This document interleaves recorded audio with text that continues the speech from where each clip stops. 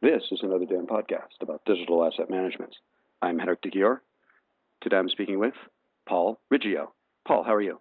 I'm doing quite well, thanks. And Great. yourself? Great. Paul, how are you involved with digital asset management?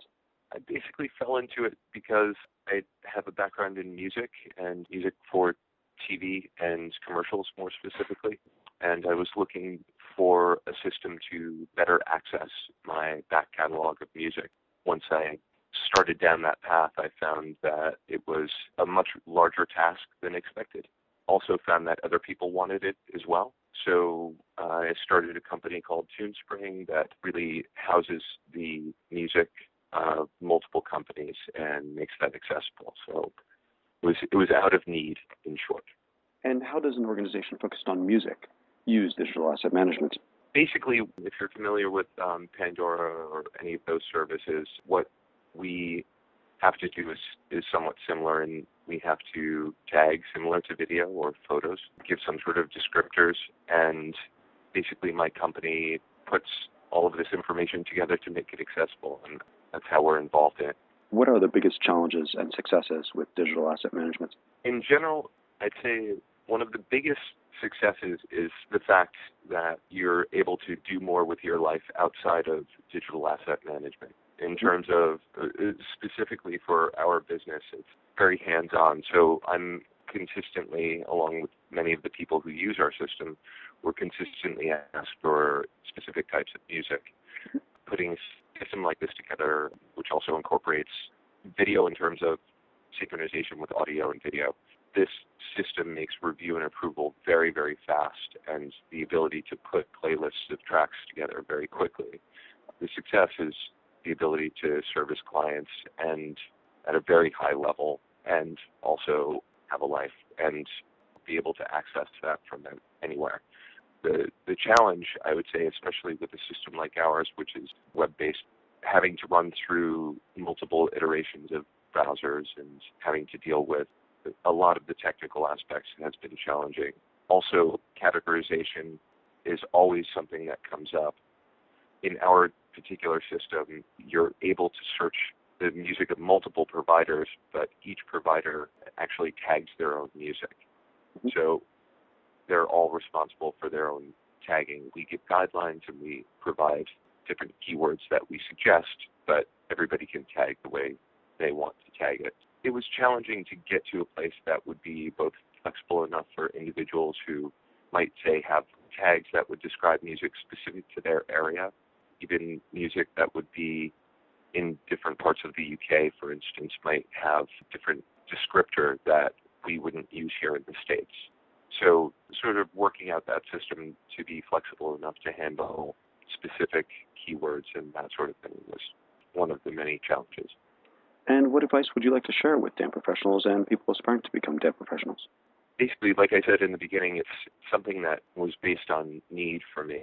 And I think even if it's something that you're not sure how to approach the business, essentially look from the place of need, which is a little bit broad, but it starts to come to light and as one experiences the world a little bit. Essentially, again, coming from a place of need, I would say one of the things that I did was I really had to deal with a lot of my peers who work within the industry that I'm in, primarily music for advertising, but also music publishers and that sort of thing. I've spoken with major music publishers and kind of looked at what their needs would be and tried to formulate a system that would simply address everybody's needs. It's dealing with other people and experts within the field, such as I've dealt with actually meta taggers who used to work at Pandora. I've dealing technically with companies that are excellent at automatically turning audio files into multiple versions of those files so they can be reviewed in things like Firefox, which require OGG files and that sort of thing. Basically, from there, it's based on need. And there are many systems in place that are badly in need of help, both with tagging and refinement. One of the major publishers I spoke with, I'm kind of avoiding their name, had a staff of about a dozen people, not too huge, but they're constantly going through and tagging a 1 million+ track library. They will be doing that if you start doing the math and the amount of hours per person. It takes a very long time. So there's work to be found.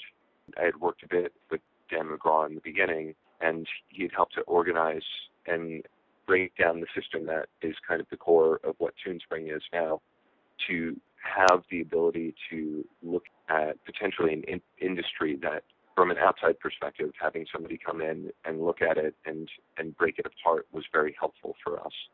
Again, if you can't hire experts to speak to experts and try to interview people who do this all the time and kind of pick a field that seems to have a gray area of massive amounts of metadata, and music being one of those huge areas. There's a lot of automatic categorization coming up, which is phenomenal and really, really helpful. So it has a tendency to find songs that sound like other songs based on a variety of factors.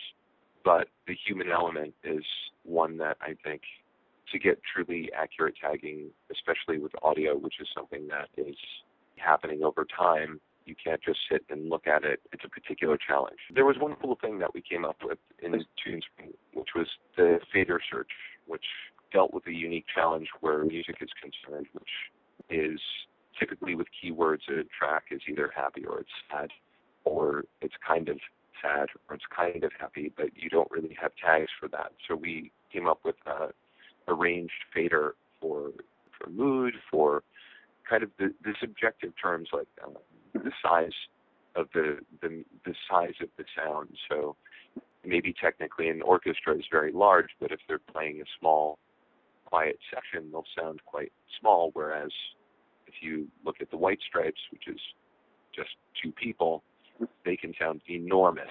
So it's dealing with those things that the person who's searching can react to based on the results was something that's been very successful with what we created, having that sort of move the fader from moody to happy and hearing what's there and being able to have an opinion based on what the results are. It's something very industry specific. Also, there's a great book I'd recommend, which I think a lot of damn people may or may not know about, which is Everything is Miscellaneous. That was something that was very inspiring to me in terms of looking at the broader world of digital asset management and sort of what the challenges are and will be in the future. So it's an insane world, and we are a world that's generating a lot of content, and particularly in the music arena, since you can make a track on your iPhone or iPad and probably on an Android phone too. It's ever expanding. I guess in a way what we're doing is we're kind of doing subscription-based group sourcing with having all of our individual companies tag their own music while also offering the potential of hiring professionals should they so desire. Well, thanks, Paul. For more on this and other digital asset management topics, log on to anotherdamblog.com. Another Damn podcast is available on Audioboo and iTunes. If you have any comments or questions, please feel free to email me at anotherdamblog@gmail.com. Thanks again.